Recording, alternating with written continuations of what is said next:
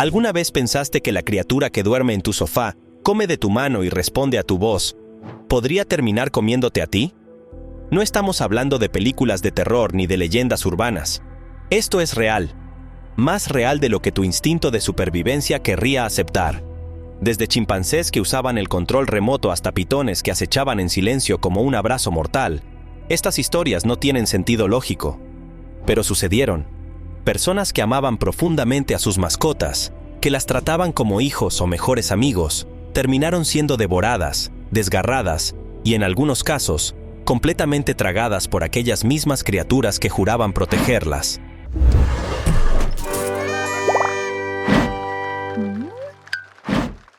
Travis, el chimpancé que destrozó a Charla Nash. ¿Qué ocurre cuando una criatura salvaje, criada entre comodidades humanas, pierde el control por completo? Esa pregunta atormenta hasta hoy a los habitantes de Stamford, Connecticut, donde una escena que parecía salida de una película de terror se convirtió en noticia mundial. Travis, un chimpancé de casi 100 kilos, fue durante años el hijo adoptivo de Sandra Herold. Vestía ropa, miraba televisión, se sentaba a la mesa y bebía vino. Era un miembro más de la familia, uno que incluso tenía su propio cepillo de dientes. Pero lo que comenzó como una historia de convivencia insólita, terminó en una tragedia que marcó un antes y un después en la historia del control de animales exóticos. El 13 de febrero del año 2009, Sandra llamó a su amiga Charla Nash para que la ayudara a meter a Travis en la casa. El chimpancé se había escapado con las llaves del auto y no quería entrar. Cuando Charla llegó, Travis se lanzó sobre ella sin previo aviso. Lo que siguió fue una escena brutal. El chimpancé la atacó con una furia descontrolada. Le arrancó los párpados, la nariz, los labios, parte del cuero cabelludo y hasta las manos. Sandra intentó detenerlo, primero arrojándole una pala y luego acuchillándolo, sin éxito. Desesperada, llamó al 911 diciendo: «¡Está comiéndose a mi amiga!». Los agentes llegaron y dispararon contra Travis, que aún en medio del ataque logró abrir la puerta del coche patrulla. Solo entonces lo abatieron. Charla Nash fue trasladada de urgencia, entre la vida y la muerte. Sobrevivió, pero quedó con el rostro completamente desfigurado y ciega. Fue sometida a un histórico trasplante de cara y más de 20 cirugías reconstructivas. La historia generó un debate nacional sobre los límites de tener animales salvajes como mascotas. ¿Dónde trazamos la línea entre lo exótico y lo irresponsable? Esto nos lleva a una cuestión aún más profunda. ¿Puede realmente domesticarse un animal salvaje? Travis había sido tratado como humano desde los 3 días de vida. Pero, biológicamente, seguía siendo un macho alfa, con una fuerza 7 veces superior a la de un hombre promedio. Su comportamiento cambió tras la muerte del esposo de Sandra y del chimpancé compañero, que lo había acompañado en su infancia.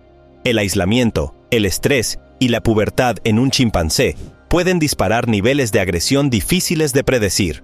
Según la Asociación de Zoológicos y Acuarios, ASA, los chimpancés tienen una fuerza que puede superar de 5 a 7 veces la de un ser humano adulto promedio, lo que los hace potencialmente peligrosos, aunque hayan sido criados en entornos domésticos. Además, a diferencia de los humanos, su agresión no sigue códigos sociales humanos, lo que los hace totalmente impredecibles en situaciones de estrés. Los pitbulls de Lisa Urso la devoran en su casa. ¿Puede el cariño cegar tanto como para ignorar señales de peligro? Lisa Urso pensaba que sus perros eran su familia, sus compañeros más fieles, los únicos que nunca la traicionarían. Su casa en Ingleside, Illinois, era un espacio donde sus 3 pitbulls campaban libres por las habitaciones, comían con ella y hasta dormían junto a su cama. No eran simples mascotas, eran, como ella los llamaba, sus bebés. Sin embargo, el 9 de mayo del año 2020, esa ilusión de lealtad se convirtió en una pesadilla que dejó huellas sangrientas por toda la vivienda. Lisa había adoptado a los 3 pitbulls después de un proceso de rescate. Todos tenían un pasado difícil, marcado por el abandono y, según registros veterinarios, posibles antecedentes de agresión. Pero ella, con el corazón puesto en la compasión, creyó que el amor podía sanarlo todo. Lo que ignoró fue que, incluso en animales domésticos, ciertos impulsos pueden brotar sin previo aviso, especialmente si no han sido rehabilitados adecuadamente. La tarde del ataque, Lisa fue encontrada sin vida en el patio trasero de su casa. Su cuerpo mostraba signos claros de haber sido atacado por sus propios perros, múltiples mordidas profundas en brazos, piernas, rostro y cuello. Lo más inquietante es que la agresión no fue inmediata. Según los forenses, las lesiones indican que Lisa estuvo consciente durante parte del ataque, intentando defenderse hasta el último segundo. No hubo nadie allí para ayudarla, solo el silencio interrumpido por los gruñidos de sus propios bebés. Este caso levantó una oleada de debate sobre la peligrosidad de ciertas razas caninas. Algunos defendieron a los pitbulls, alegando que cualquier perro puede volverse agresivo si se le provoca o si no ha sido entrenado correctamente. Otros, sin embargo, pusieron el foco en el historial de la raza y su uso en peleas clandestinas, argumentando que hay riesgos inherentes que no deben subestimarse, por más amor que se les tenga. Esto nos lleva a preguntarnos, ¿hasta qué punto conocemos realmente a nuestras mascotas? El comportamiento animal, aunque influido por el entorno, también obedece a impulsos biológicos profundos. En el caso de Lisa, incluso amigos cercanos afirmaron que los perros ya habían mostrado signos de agresividad, como gruñidos o mordidas leves, que ella había minimizado. Para ella, eran heridas del pasado, no amenazas del presente. Pero el cuerpo humano no siempre tiene segundas oportunidades para reevaluar. El jaguar de Matusalem, que no conocía el cariño, en una pequeña comunidad rural del norte de Brasil, donde el sol se funde con la selva y el horizonte es una línea verde y densa, un hombre conocido como Matusalem creyó haber domado a la fiera. Dueño de un jaguar macho al que había criado desde cachorro, vivía convencido de que su animal, aunque salvaje, lo reconocía como figura paternal. No lo había adoptado por capricho, sino por rescatarlo de un cazador que lo vendía como trofeo. Años después, ese mismo jaguar sería quien lo despedazaría sin previo aviso. Matusalem mantenía al felino en un terreno cercado, con poco espacio y escasa estimulación. Lo alimentaba religiosamente con carne cruda, hablaba con él, incluso lo acariciaba a través de las rejas. Pero nunca lo sacaba a caminar, nunca compartía momentos de juego y tampoco permitía que otras personas se le acercaran. «Él solo me necesita a mí», repetía. Y aunque sus vecinos le advertían sobre los riesgos, él siempre respondía que el cariño domaba hasta al más bravo. Una creencia que acabaría costándole la vida. El ataque ocurrió en una mañana cualquiera, cuando Matusalem ingresó al recinto para alimentar al jaguar. Ese día, el animal estaba especialmente inquieto. Se presume que el encierro prolongado, la falta de interacción social y el estímulo limitado habían generado un estado de ansiedad feroz. Apenas el hombre entró al área, el jaguar lo derribó de un salto, mordiéndole el cuello y desgarrando su pecho. Los gritos se escucharon desde la carretera cercana, pero cuando llegaron los vecinos, el cuerpo ya estaba sin vida, mutilado con una violencia que parecía ajena al vínculo que se presumía entre ambos. Esto nos obliga a repensar una pregunta esencial. ¿Puede el aislamiento reemplazar al cariño? En el caso de Matusalem, su error fue confundir la dependencia física del jaguar con una conexión emocional genuina. El felino no conocía el cariño humano, solo conocía la rutina. Y cuando su mundo se volvió insoportable, actuó conforme a su naturaleza. Algunos especialistas sostienen que, en ambientes de estrés prolongado, los grandes felinos pueden sufrir episodios de desequilibrio comportamental, volviéndose peligrosamente impredecibles. El caso de la pitón que tragó a su dueña.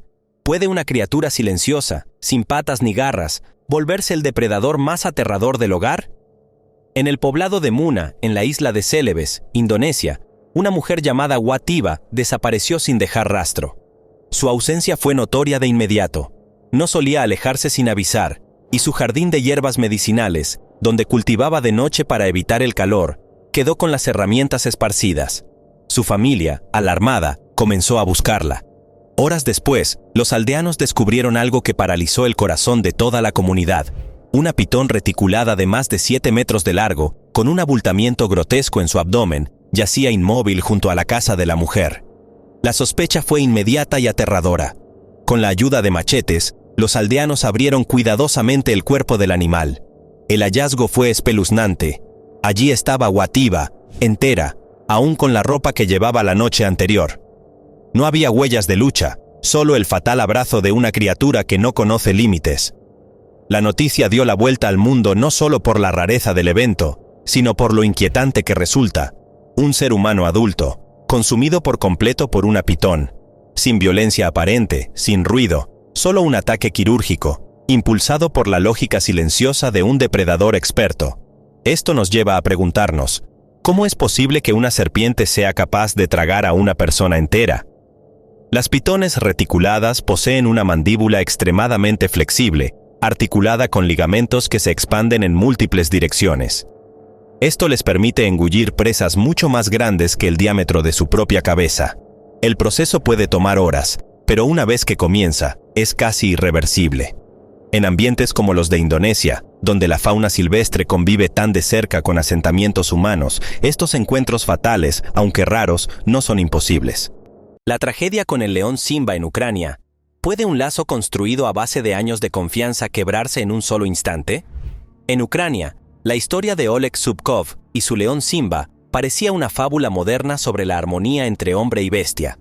Oleg era un domador retirado, famoso por su parque de vida silvestre, Taigan Safari, donde convivía con más de 50 leones y tigres, muchos de ellos criados desde cachorros. Simba era su favorito, el más obediente, el más fotogénico, el que posaba con turistas y paseaba a su lado sin necesidad de correa. Oleg lo alimentaba a mano, lo abrazaba frente a las cámaras y aseguraba que jamás le haría daño. Pero la naturaleza, como suele ocurrir, no se rige por promesas ni afectos humanos. Un día de verano, durante una sesión privada de interacción con animales, Oleg entró en el recinto de Simba sin las medidas de seguridad habituales. Ese día, algo era diferente. El león estaba inquieto, tal vez por el calor, tal vez por el estrés de estar expuesto a visitantes. Lo cierto es que, sin previo aviso, el animal lo atacó. No fue un ataque largo ni una escena de furia prolongada. Fue un solo movimiento, seco, violento, preciso, una mordida en la pierna que desgarró músculos y rompió huesos. Oleg cayó al suelo, gritando de dolor, mientras los asistentes corrían a ayudarlo. Simba, confuso, retrocedió como si no entendiera lo que acababa de hacer. Esto nos lleva a una pregunta clave. ¿Se puede confiar ciegamente en un animal salvaje, por más domesticado que parezca? Los expertos coinciden en que los grandes felinos conservan instintos depredadores intactos, incluso después de décadas en cautiverio. Una mirada malinterpretada, un olor diferente o un simple movimiento brusco pueden activar un reflejo letal. Oleg, con su experiencia, conocía estos riesgos. Pero el cariño, la rutina y la aparente docilidad de Simba lo llevaron a relajar las precauciones. El hombre que fue devorado por sus gatos. ¿Hasta dónde llega la lealtad de una mascota cuando el alimento escasea y el silencio se instala en la casa? En la tranquila ciudad de Mesquite, Texas, un hecho escalofriante fue descubierto por la policía local tras una llamada de los vecinos. Durante días, nadie había visto a Ronald Smith, un hombre de 59 años conocido por su carácter solitario y por su amor desmedido por los gatos. En su casa, vivía con más de 18 felinos rescatados de la calle, a los que alimentaba con devoción y trataba como hijos. Pero lo que encontraron los oficiales al entrar no fue una postal de ternura, sino una escena digna de una película de horror. El cuerpo de Ronald yacía en el suelo del salón principal, en avanzado estado de descomposición, con partes faltantes, piel desgarrada, dedos ausentes, mejillas devoradas. Los análisis forenses revelaron que había muerto por causas naturales varios días antes. Sin embargo, los verdaderos protagonistas del macabro cuadro fueron sus propios gatos. El informe confirmó que los animales, al quedarse sin comida ni agua y enfrentados a la desesperación del encierro, comenzaron a alimentarse del cadáver de su dueño. Una reacción instintiva, cruda, casi incomprensible para quienes ven a sus mascotas como eternos compañeros de fidelidad. Esto nos lleva a una reflexión inquietante. ¿Conocemos realmente los límites de los animales domesticados? A diferencia de lo que muchos creen, los gatos no tienen una relación de dependencia emocional tan fuerte como los perros. Si bien pueden desarrollar lazos con los humanos, también conservan un alto grado de independencia y autosuficiencia. Cuando el hambre los acosa y no hay opciones disponibles, el instinto de supervivencia puede anular cualquier vínculo afectivo previo. La mujer que fue asesinada por sus perros lobo, la historia de Tina Marie Canterbury, es un claro ejemplo de cómo los límites entre lo salvaje y lo doméstico pueden desdibujarse con consecuencias fatales. Tina, de 52 años, vivía en el estado de Virginia Occidental en una propiedad alejada de la ciudad donde compartía su vida con 8 híbridos de perro y lobo. Criados desde cachorros, estos animales eran su orgullo. Publicaba fotos con ellos, hablaba con ternura de su manada y defendía públicamente la idea de que con amor y respeto, incluso un lobo podía convertirse en mascota. Sin embargo, lo que Tina ignoró, o eligió no ver, fue que esos animales no eran simples perros con un toque exótico. Tenían comportamientos marcadamente distintos, una jerarquía instintiva entre ellos y un nivel de imprevisibilidad que los hacía incompatibles con la vida doméstica común. Lo que sucedió el 14 de noviembre de 2018 lo dejó claro. Tina fue encontrada muerta en el recinto donde dormían sus híbridos. Su cuerpo presentaba múltiples mordeduras, lesiones desgarrantes y signos de arrastre. Había sido atacada por la manada que había criado con tanto cariño. La investigación determinó que los perros lobo comenzaron el ataque durante una interacción aparentemente normal. Algunos especialistas señalaron que los factores desencadenantes pudieron haber sido un cambio en la dinámica del grupo, estrés territorial o incluso el intento de uno de los animales de ascender en la jerarquía al desplazar a Tina como líder. Este tipo de comportamiento es común en grupos de lobos salvajes, donde la lucha por el liderazgo forma parte natural de la supervivencia. Esto nos lleva a una pregunta inquietante. ¿Es ético criar animales híbridos cuyas necesidades y reacciones no se ajustan al entorno humano? A diferencia de los perros, que han sido domesticados durante más de 15.000 años, los híbridos de lobo mantienen una carga genética que los hace responder de forma salvaje ante estímulos que no representarían amenaza para otras mascotas. Su tolerancia a la frustración es menor, sus respuestas defensivas son más intensas y su nivel de socialización depende mucho más del entorno físico que de las caricias o el afecto. La tragedia del terrario. Varano ataca a su dueño. ¿Puede una criatura fría, silenciosa y aparentemente inofensiva convertirse en una amenaza mortal dentro de un hogar? En un suburbio de Los Ángeles, la vida de Ronald Huff terminó de una forma tan extraña como escalofriante. Huff, un exmilitar retirado y apasionado por los reptiles, era conocido entre sus vecinos por su colección de animales exóticos, especialmente por sus 3 lagartos monitores del Nilo, también conocidos como varanos. Aunque para muchos eran simples monstruos escamosos, para él eran compañeros fascinantes, criaturas inteligentes que merecían respeto y admiración. Pero ese respeto no fue suficiente para evitar el horror que vendría. Ronald vivía solo. Su rutina era meticulosa. Limpieza del terrario, alimentación puntual, observación diaria. Los varanos lo reconocían, o al menos eso creía él. Sin embargo, un día dejó de responder mensajes y no fue visto durante varias jornadas. Alarmados, sus compañeros de trabajo contactaron a las autoridades.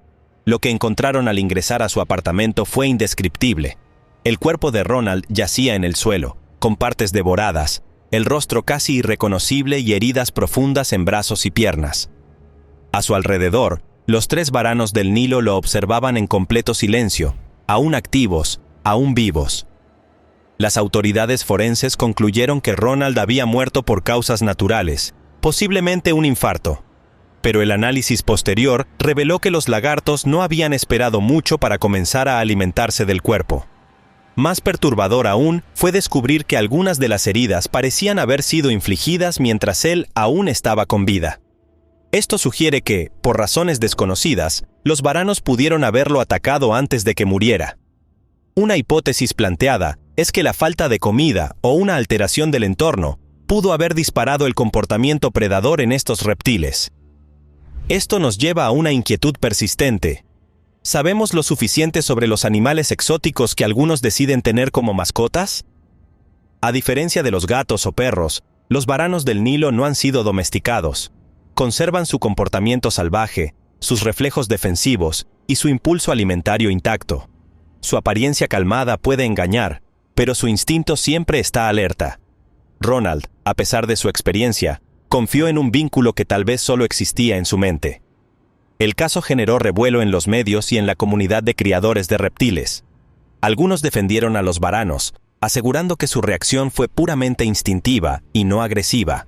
Otros exigieron regulaciones más estrictas para la tenencia de reptiles de gran tamaño. Y mientras se discutía, los restos de Ronald fueron sepultados en una ceremonia privada lejos del escándalo que aún se gestaba en los foros de Internet. El oso Ben y el trágico final de su entrenador, en un rincón apartado de Pensilvania, donde los árboles envuelven la tierra y el aire huele a otoño perpetuo, se encontraba una granja de entrenamiento animal conocida por sus espectáculos y comerciales de televisión. Allí vivía Ben, un oso pardo de más de 300 kilos, estrella de múltiples anuncios y programas educativos. Bajo el cuidado de Stephan Miller, un entrenador con años de experiencia y devoción por los animales salvajes, Ben no era solo una atracción, era parte de la familia. Lo acariciaban, lo alimentaban a mano y lo hacían posar ante las cámaras. Pero lo que nadie imaginaba es que esa misma familiaridad se transformaría en tragedia frente a los ojos de sus propios compañeros. Era una tarde soleada de abril cuando Stephan decidió entrar en el recinto de Ben para grabar una escena promocional. Lo había hecho muchas veces antes. Esa tarde, sin embargo, algo cambió. En cuestión de segundos, el oso se abalanzó sobre él, lo derribó con sus garras y comenzó a morderle el cuello y la cabeza con una ferocidad que heló la sangre de los presentes. Otros entrenadores intentaron intervenir usando bastones y extintores, pero nada logró frenar al animal. Solo un disparo de escopeta logró separar a Ben de su cuidador, cuando ya era demasiado tarde. Stephan murió desangrado antes de llegar al hospital. Esto nos lleva a una verdad incómoda. El peligro siempre está latente cuando se trabaja con animales salvajes, sin importar cuántos años hayan sido entrenados. Aunque Ben había respondido con docilidad durante años, seguía siendo un oso pardo adulto, uno de los depredadores más poderosos del hemisferio norte.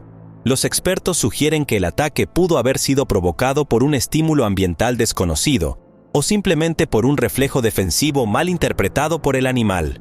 Lo cierto es que en esos segundos no hubo espectáculo, solo instinto puro y desatado. El caso dividió opiniones.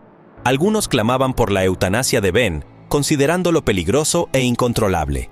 Otros defendían que el ataque fue un accidente, un error humano, y que el animal no debía pagar con su vida por comportarse según su naturaleza. Finalmente, Ben fue trasladado a un santuario de fauna silvestre, donde viviría el resto de sus días lejos del contacto humano directo. Pero el daño ya estaba hecho. La comunidad de entrenadores de animales en Estados Unidos quedó marcada para siempre por este evento.